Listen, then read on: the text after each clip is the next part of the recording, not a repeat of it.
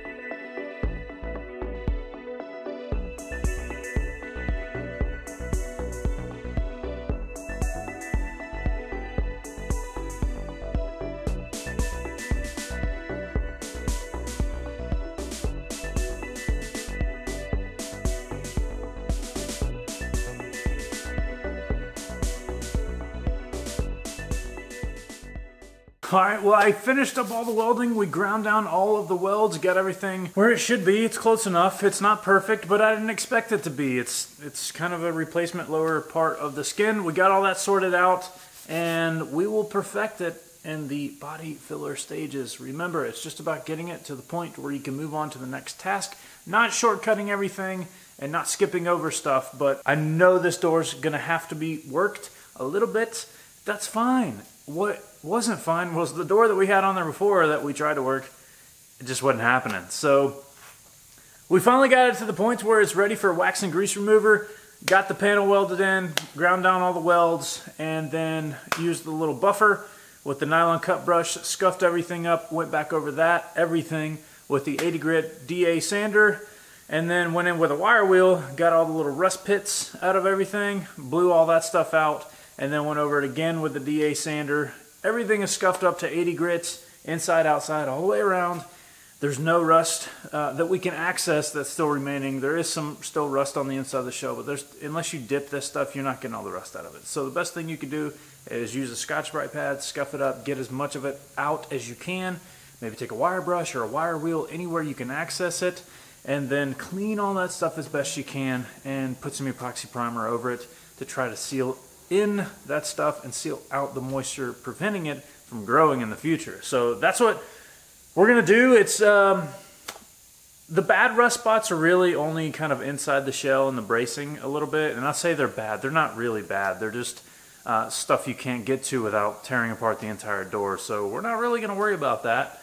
We're gonna cover it up as best we can and fix it as best we can, which is what we're about to do now with the wax and grease remover. Get all the contaminants off the surface, inside, outside, all the way around. And then, remember, we're going to use waterborne wax and grease remover first, because that's what the tech sheet says. And then we're going to use solvent-based. And using solvent-based second actually helps that waterborne wax and grease remover evaporate off the surface. So keep that in your bag of tips and tricks. I learned something, so you get to learn something. Waterborne wax and grease remover first, then solvent-based wax and grease remover. There are two different types for two different reasons. Waterborne wax and grease remover is for the oils off your hands, and solvent-based wax and grease remover is for your typical greases and waxes and oil that you would find in and around your shop or on a vehicle, right? So we're going to use both of those in that order. Waterborne first, solvent-based second, until this panel is completely clean. It's not ready to spray, and then we have to let that evaporate for at least 60 minutes. I like to give it a little bit extra time when we have all these crevices and spots where we can't really get a lint-free towel to wipe that off. So we're going to clean this thing as best we can, and then we're going to mix up some epoxy primer and get ready to spray the driver's door. Finally get it back in epoxy. So let's stop yapping, let's get to building, let's get busy.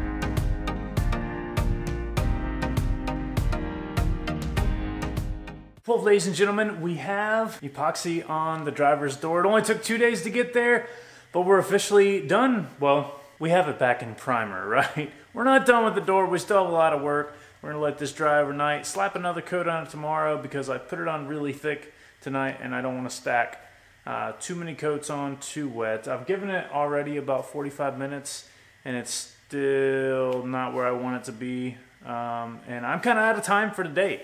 So I'm just going to let it dry overnight, come in here, tack it off tomorrow, and slap on another coat. It took about 12 ounces to get the inside, the door panel, the inside of the door, cover up all that little bit of rust that was still inside that we scuffed up earlier and cleaned out. And then obviously on the outer panel of the door, like I said, I laid it on a little thick. The first door panel took, or the first door took 12 ounces on the first coat and 10 ounces on the second coat. We're right about the same as far as material consumption. When I mix up the epoxy part A and B, equal parts, I usually mix up a full cup because I typically spray in sequential days. That way I switch out my filters on my mask and I minimize the amount of filters I'm going through. Those filters are only good for about 7 days once you open them from the container. So if you think you're being safe by putting on a respirator, you are, only if those charcoal activated canisters have not been exposed for more than 7 days. I sometimes extend that to about 14 days, but after that, they're a high quality dust mask, guys. So take your lungs into consideration, take your health into consideration. You're spraying volatile organic compounds inside of a closed area.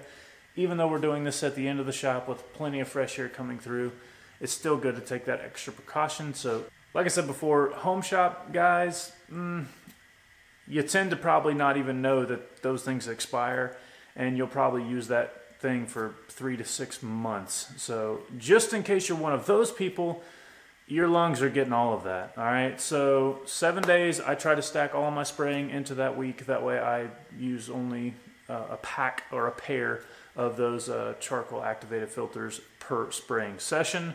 And I try to get everything done during that. Obviously this is a 30-day challenge, so we're gonna be using no more than 4 packs. All right, it does get expensive, but having a lung transplant is a lot more expensive than buying new filters. So take care of yourself, take care of your health. Keep that in mind when you're doing stuff like this in your own home shop.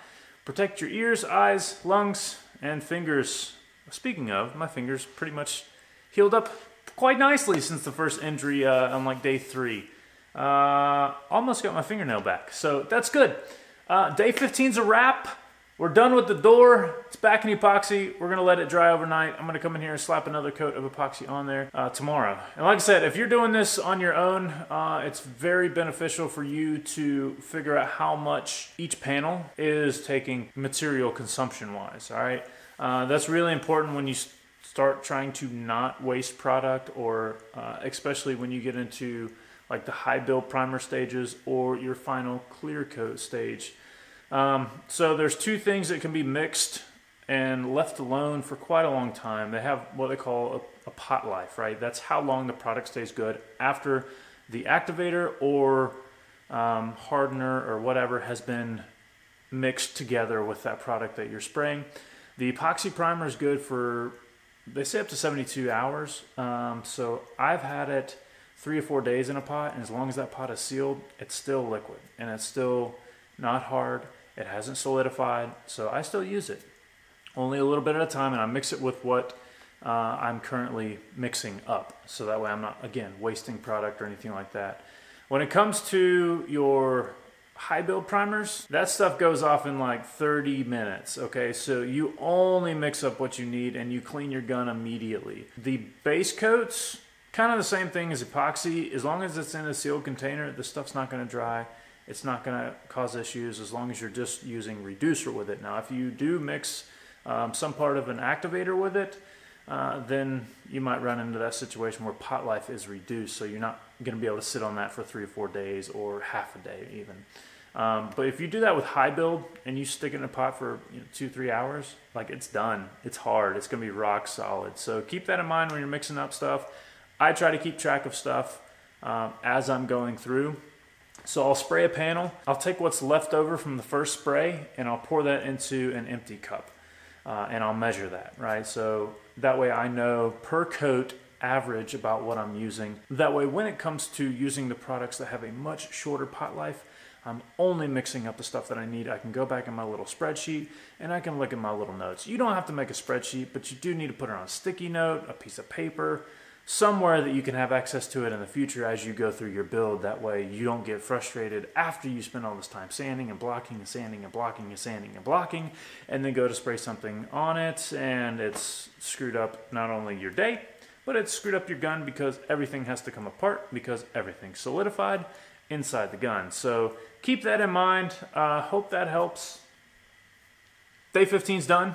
I appreciate you guys hanging around. If you like this stuff, click that thumbs up button. If you have any questions, leave a comment below. If you haven't done so already, please consider hitting that subscribe button and turn on your bell notifications. That way you get notified just as soon as I get around to posting another video. I appreciate it as always, and until next time, thanks for watching this one.